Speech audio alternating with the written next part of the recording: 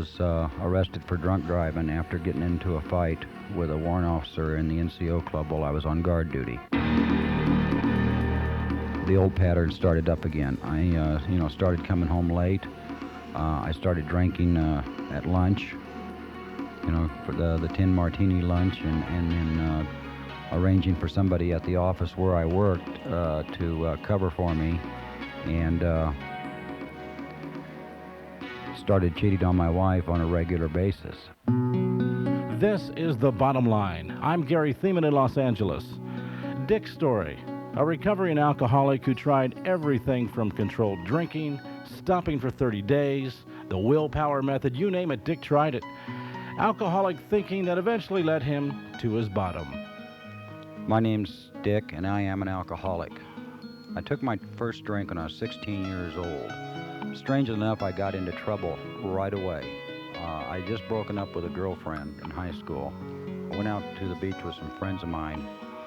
It was the first time I'd ever drinking any kind of alcohol to a sufficient amount to get me inebriated.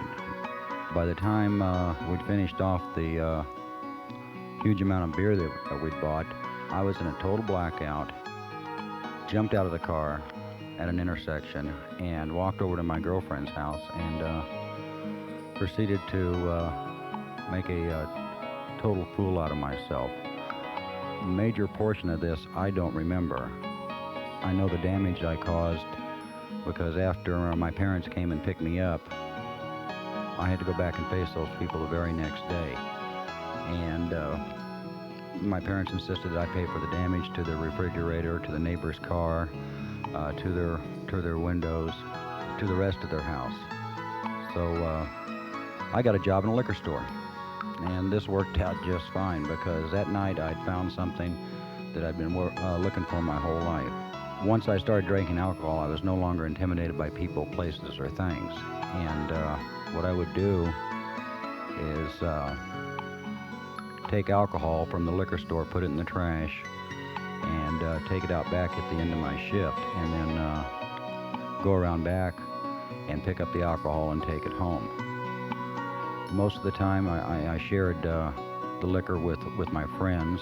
Always managed to keep enough for myself so I could keep some in a special hiding place in my room. And I started drinking at night after my parents had gone to bed. My consumption was, about a pint a night. This continued until I went into the service. I think the reason I chose the Marine Corps is because of the image, and I thought that I would be able to drink like I saw, in all the movies I'd seen about the Marine Corps, that, the John Wayne image and the bar fights and the carousing and everything. And it pretty much worked out to the way I imagined it, except for we always didn't win the fights and we always didn't get the girls. That didn't stop me from my drinking. My drinking settled down and literally stopped while I was in Vietnam. I don't know if it was out of fear or it was just the unavailability of it. But after an 18-month tour in Vietnam, I went to the Philippines for R&R and was there about 5 days. And my, drinking went right back up to where it was before I'd left Okinawa. We had a party once we got back to Okinawa, and I vaguely remember getting in a fight with somebody that was a real good friend of mine. I don't know what it was about, but my blackouts it became more and more, and I found myself waking up in the barracks and not knowing how I got there. Everybody telling me what I'd been during the evening. After I got discharged from the Marine Corps, I figured my drinking would settle down and I'd be able to drink like other people. It was merely the environment. I got involved with a girl right after that. We were going to get married, and that's when my real alcoholic and deceptive behavior started. I would disappear for 2 or 3 days, at a time and not call her or not tell anybody where I was at. She would call my parents, and they had no idea where I'd gone. And I would, after reappearing sober, um, I would think of a lie that I was, hopefully there was a natural disaster somewhere in California, and I could say I was over there and trapped and couldn't get to a phone. And that became my MO. And that relationship lasted approximately 2 years, and she ended it, and rightfully so. Probably the best thing she ever did. After that, I moved to Hawaii. Thought I would, become a beach bum or a surf bum or something, and met the woman that would become my first wife. Met her in a bar. She was an airline stewardess, and we hit it off right away because we both drank exactly the same way. After a short time, just a few months, we got married and settled down and thought we would live in paradise for the rest of our lives. Once we were married, our drinking together got worse and worse. When we moved back to the States, to the mainland, the drinking had taken a toll on the marriage that if we weren't drunk, we were either fighting, and we came down off of our drunks by literally turning our home into a war zone and doing damage to ourselves and to our home. By the time that marriage ended, I'd totally probably there was no love or respect left in the marriage, either for myself or for my wife. Just about that time, I decided that I would try and quit drinking for 30 days, and I did with reasonable comfort. But the idea that I would always, that I would at the end of the 30 days I would be able to drink again was a comfort. Once I'd quit for the 30 days, I went right back to it, and within a very short time, I was drinking the same amount that I always had, and the marriage was no better, and our relationship hadn't improved one bit. It was just about this time, about the time of the divorce, I decided there was something wrong with my life, and there was something wrong with the way I drank. I moved back from Oregon to California and started going to AA meetings. This did not last very long. I was unable to relate to what they were saying, and I was unwilling to do anything that they said to do that would facilitate recovery. But I promptly got married a second time to my second wife, and the cycle started all over again. Except this time she was what you hear people call a normie, or non-alcoholic. But the lies, the cheating, the disappearing for days, all the other alcoholic behavior just continued on. I managed to get myself, I joined the National Guard. This gave me, at the time, in the very early 80s, this gave me an opportunity to drink at least once a month without anybody really bothering me. I was fairly successful in the military and while I was in the Marine Corps, and I was able to be successful in the National Guard. During this whole time I was, or I thought I was a secret drinker, and I wasn't one of these people that caused trouble, which I wasn't at that time. For 3 or 4 years, I distinctly remember that I'd finally started to control my drinking, that I knew when to quit, that I never let it get out of hand, and the blackouts had ceased, and I thought maybe that through self-discipline and just age and maturity, I'd figured out how to drink like a gentleman. About 1986, the old pattern started up again. I started coming home late. I started drinking at lunch, for the 10 martini lunch, and then arranging for somebody at the office where I worked to cover for me. Started cheating on my wife on a regular basis. It got to the point that I'd had a long-term affair with a woman in another town that I had to go to on business from time to time. And then had to create all kinds of lies and plots to cover up the expenditures and the telephone calls and all the other logistical stuff that goes with conducting an affair with another woman while you're married. During this time, I really didn't like myself very well. In 1991, I was arrested for drunk driving after getting into a fight with a warrant officer in the NCO club while I was on guard duty. And that was my last drink.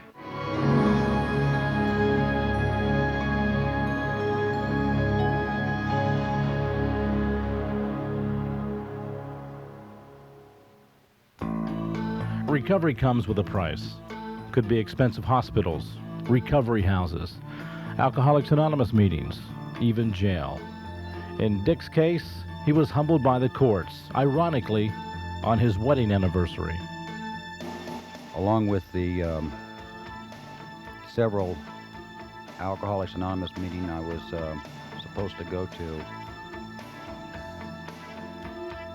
ordered by the court for my drunk driving, I also had to attend an alcohol recovery treatment through the military.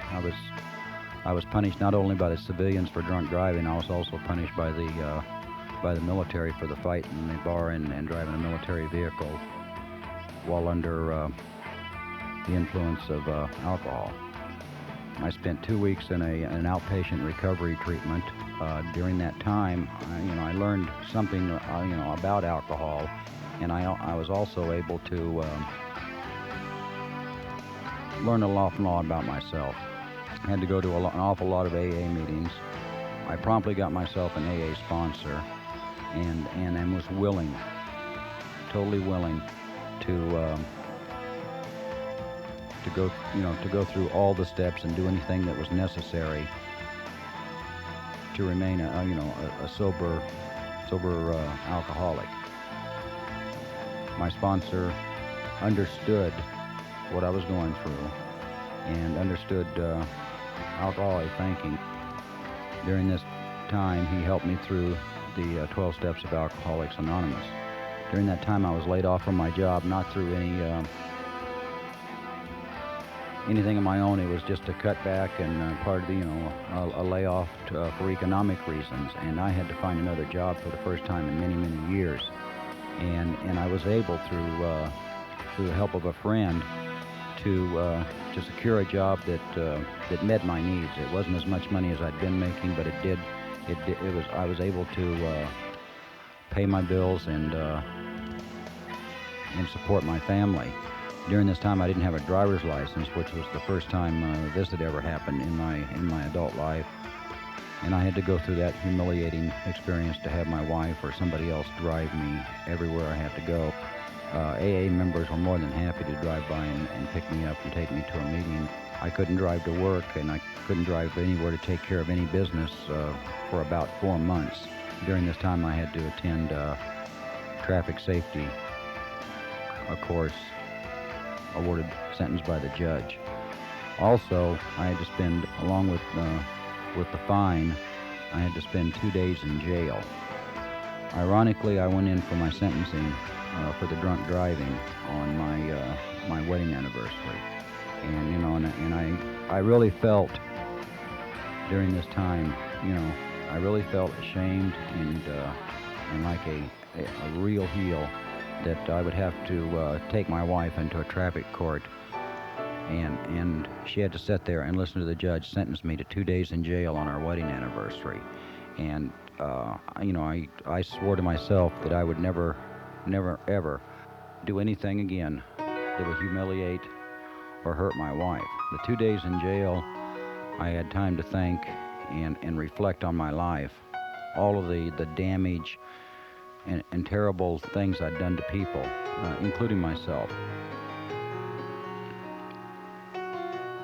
I finally came to the realization that I would tell any lie, that I would do anything to get another drink, and I had done all that. I jeopardized my job. I'd put the people I worked with, subordinates, in terrible positions to cover for my drinking, and I'd spent an awful lot of money on things that that were unnecessary to either cover up my drinking or to or to facilitate my drinking, and that was money that that was supposed to have been for my family, but I was too selfish and too self-centered to see it that way, and I thought that money was mine. A newfound spirituality through the program of Alcoholics Anonymous gave Dick the necessary tools to stay sober one day at a time by the grace of God. A strange thing happened on the night I was arrested for drunk driving. I was pulled over, and the police officer that pulled me over wanted to give me the sobriety test. I was in a blackout up to that point. I was in a blackout, and I immediately came out of the blackout, and I knew I was talking to a police officer, and I knew that I was going to be arrested for drunk driving. The officer asked me to do the field sobriety test, and basically I told him that that I was drunk, and let's do whatever's necessary, and he had to put the handcuffs on me. I didn't resist. I wasn't belligerent, because something happened during that time. I knew that if I did what the program of Alcoholics Anonymous told me to do, and I did it with truth in my heart, not with just an ulterior motive so I could go out and secretly drink again, that I would be relieved from the obsession to drink alcohol.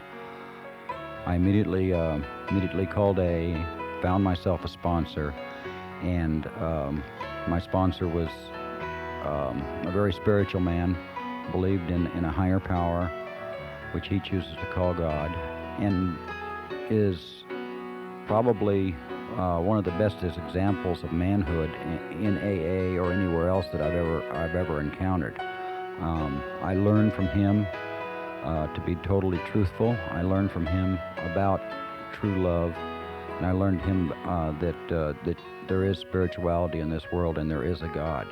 Today, I've got a relationship with my family and my wife, and with other people in my life that I've never had before. I'm a productive member of society.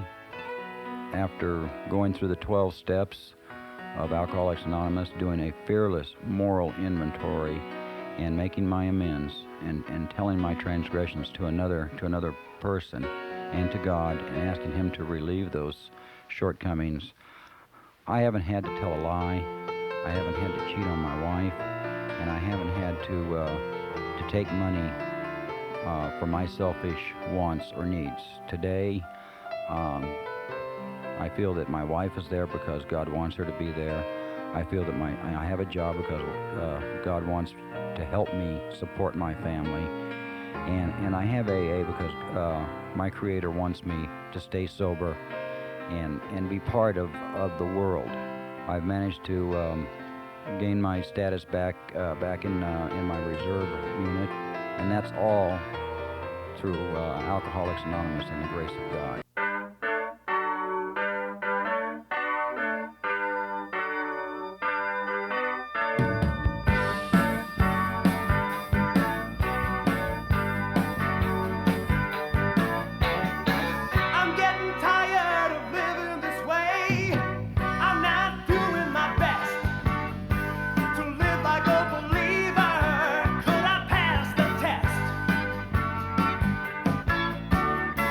Got my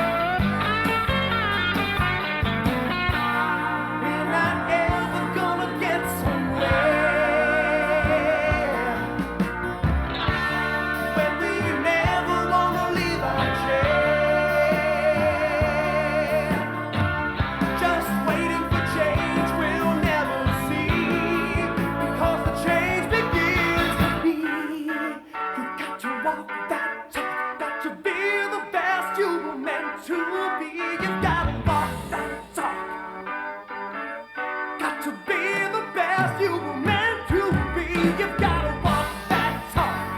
Walk that talk. Got to be the best you were meant to be. You gotta walk that talk. Walk that talk. Got to be the best you were meant to be. You gotta walk that talk. Walk that talk. Got to be the best you were meant to be. You gotta walk that talk. Walk that talk. Got to be the best you were meant to be. You gotta walk that talk. Walk that talk. Got to be the best you were meant to be. You gotta